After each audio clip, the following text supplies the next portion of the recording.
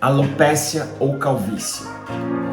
Muitas vezes, quando você começa a falar, a ler, a pesquisar sobre queda de cabelo, sobre transplante capilar, essas palavras começam a surgir e elas geram muita dúvida entre os pacientes, entre as pessoas que estão pesquisando. Eu sou o Dr. Carlos Camilo, sou cirurgião plástico, sou especializado em restauração capilar e aqui nesse vídeo eu vou diferenciar essas duas palavras para que vocês entendam e fique mais fácil de vocês compreenderem quando elas surgirem para vocês. Alopécia ou alopecia e calvície são sinônimos. Elas significam a mesma coisa, elas significam perda de cabelo. Óbvio que normalmente a gente acaba falando calvície quando o paciente já não tem mais cabelo.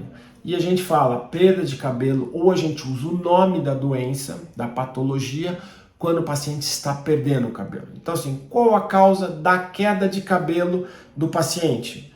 Aí a gente vai fazer um diagnóstico e esse diagnóstico pode ter o nome de alopecia androgenética. Por exemplo, quando o paciente tem um hormônio envolvido, a genética envolvida e essa condição vai levando ele a perder cabelo com o tempo.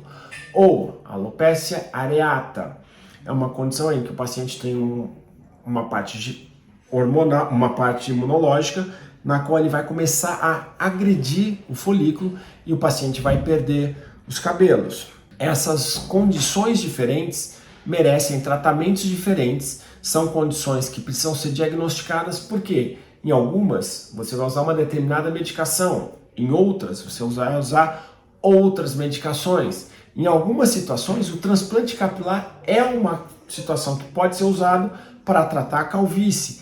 Em outras, o transplante capilar não tem indicação.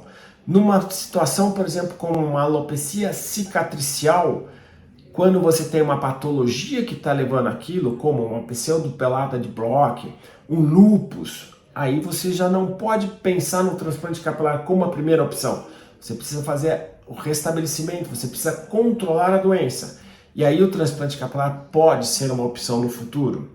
Já uma situação em que o paciente tem uma perda que é a mais comum, a mais normal, que é a androgenética, o transplante capilar, se for o momento dele, ele pode ser feito sem nós precisarmos de outros comemorativos, outras preparações, a não ser a preparação normal que o paciente precisa ter para fazer o transplante capilar. Então, o que é importante vocês entenderem?